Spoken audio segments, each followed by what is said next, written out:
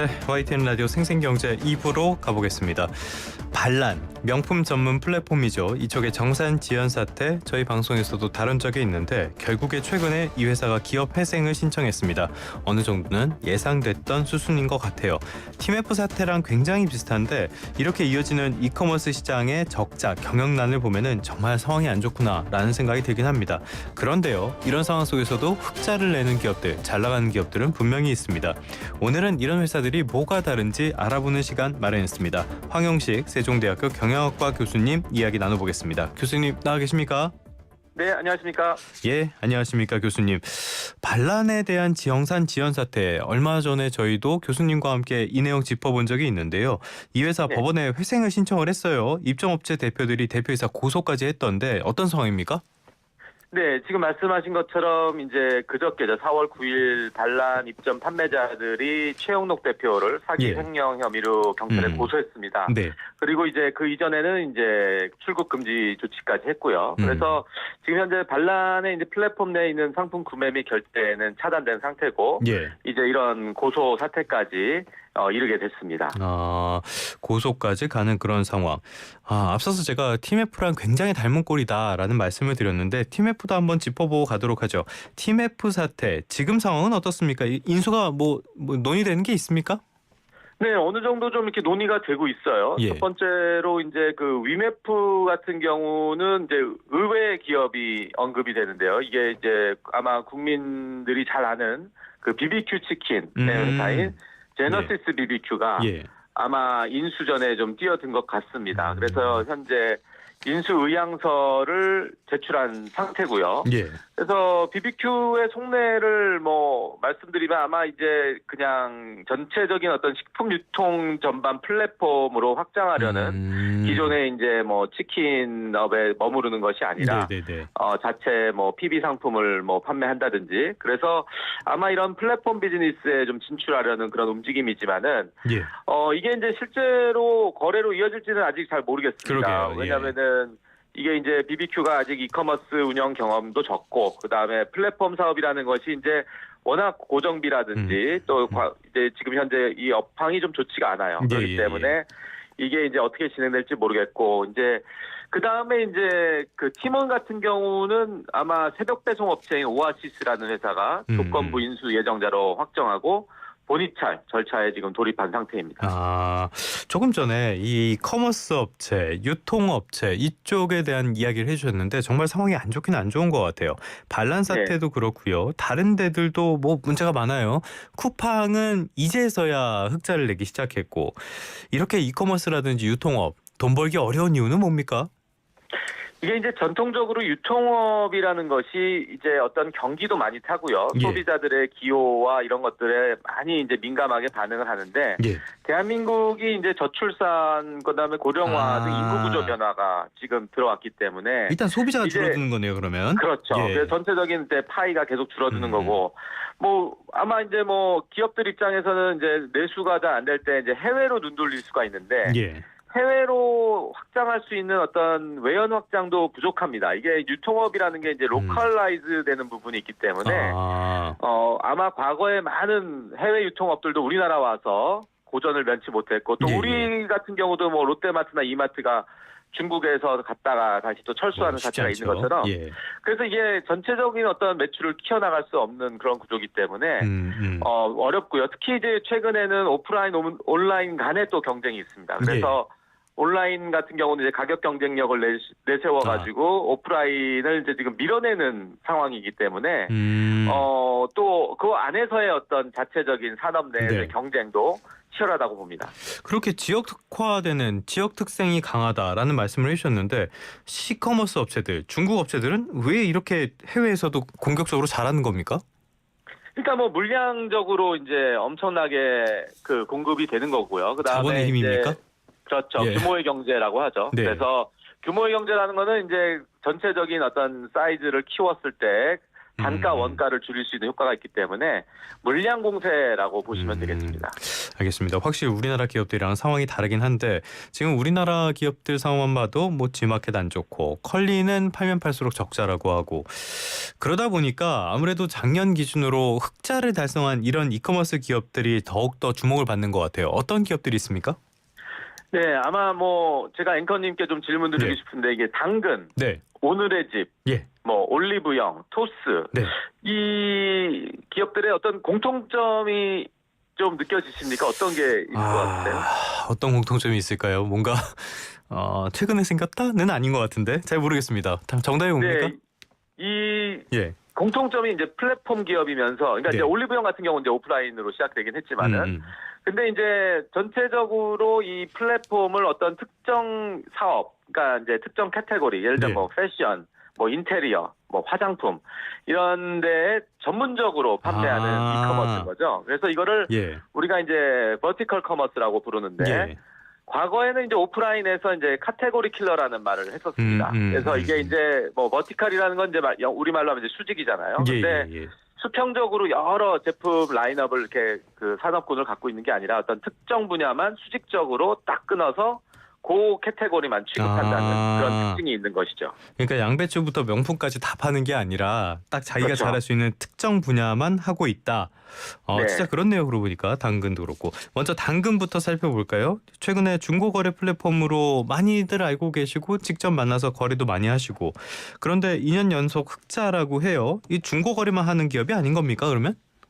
그렇죠. 이제 뭐 전 국민 지금 뭐 그 예. 당근에 대해서 모르진 않을 텐데 이제 중고거래 플랫폼으로 시작을 했습니다. 그래서 네. 원래 이름은 이제 당근 마켓인데 그렇죠. 지난 2023년에 이제 당근 마켓에서 당근자를 죄송합니다. 마켓자를 뺐어요. 그래서 이제 이름이 당근입니다. 더 헷갈려지기 시작했어요. 네. 그래서 당신의 근처라는 뜻인데 이게 이제 그 지역 생활 커뮤니티로 정체성을 이제 재설정했습니다.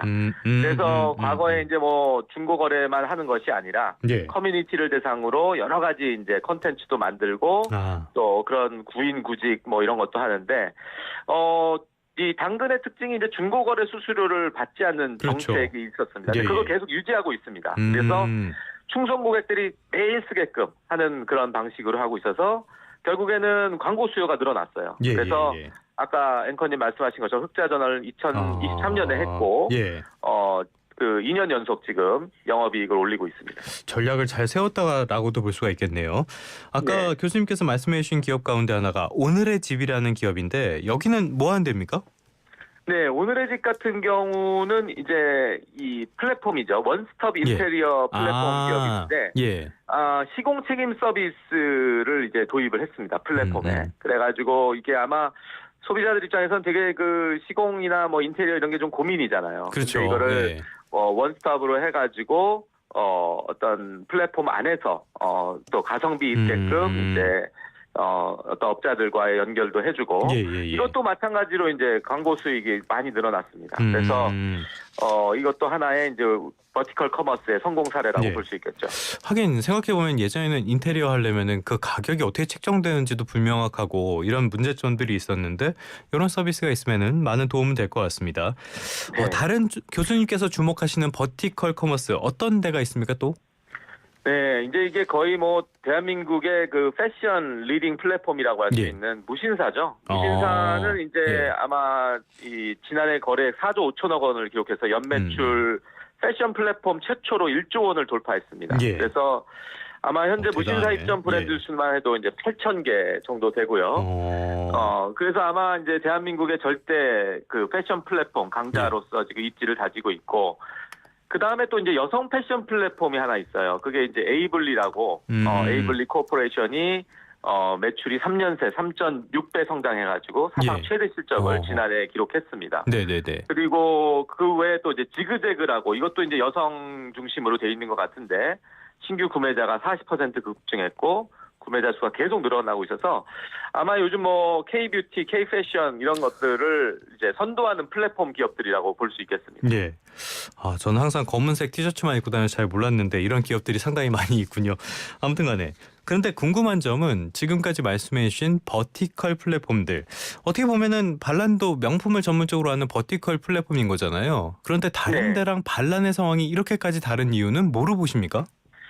그러니까요. 이게 이제 이 예. 시점에서 아마 앵커님이나 또 우리 청취자들께서 그러면 아까 얘기한 반란은 뭐냐? 걔네도 버티컬 커머스 아니냐라고 이제 얘기하시겠지만은 예, 이제 예. 경영학적 관점에서 봤을 때는 이제 모든 비즈니스 모델이 다 잘 되는 건 아닙니다.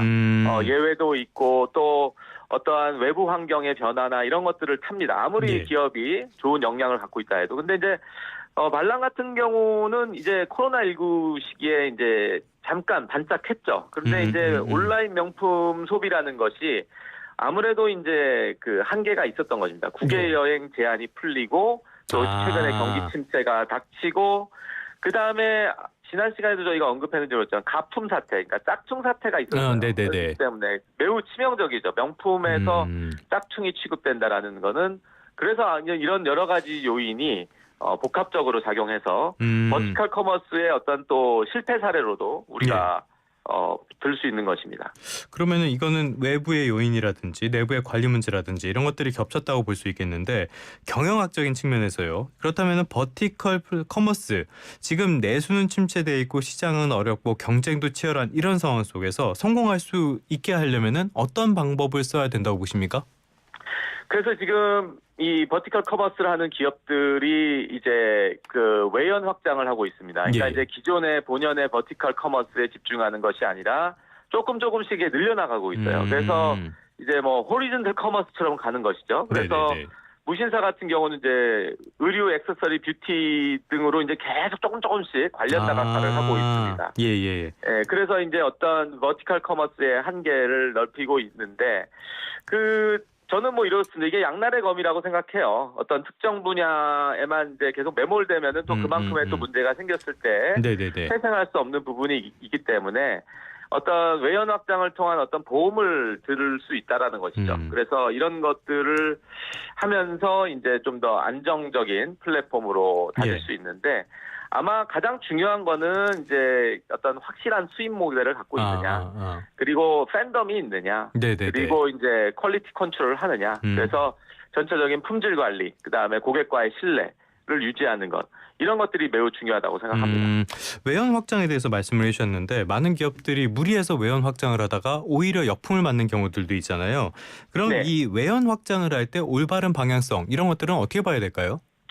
그래서 이게 이제 가장 중요한 것이 이 플랫폼의 성공에는 공식이 있습니다. 이제 컨텐츠예요. 그래서 이 컨텐츠가 얼마나 이 상품과 연계된 어떤 정보성 컨텐츠가 아니냐. 단순히 이런 구매 행위가 아니라 내가 그 플랫폼을 이용할 때 어떠한 정보를 얻고 그것을 기반으로 해서 의사결정을 하고 구매 행위로 이어지느냐. 그러니까 이게 그냥 단순히 뭐 제품만 쫙 나열해 있는 것이 아니라 그 안에서의 뭔가 좀 하나의 뭐 아까 뭐 커뮤니티도 얘기했지만은 커뮤니티가 형성되다든지 어떤 정보성 콘텐츠를 통해서 서로 어떤 제품에 대한 어떤 평가를 한다든지 그러면서 자연스럽게 그 안에 있는 제품군들에 대한 어떤 퀄리티 컨트롤도 되는 거거든요. 그래서 뭐 과거에 야놀자, 오늘의 집, 무신사 이런 회사들이 다 원래는 이제 이런 콘텐츠, 정보성 콘텐츠 커뮤니티로 시작한 그런 플랫폼 기업들입니다. 지금 밖에서 제작진이 정보성 커뮤니티로 시작했던 곳이라고 알려주고 있었는데 방금 교수님께서 말씀하신 거 기업하시는 분들 그리고 기업에 투자하시는 분들 콘텐츠 경쟁력이 중요하다는 점 잊지 말아야겠습니다. 지금까지 황용식 세종대학교 경영학과 교수님과 함께 이야기 나눠봤습니다. 오늘 말씀 고맙습니다. 네, 감사합니다.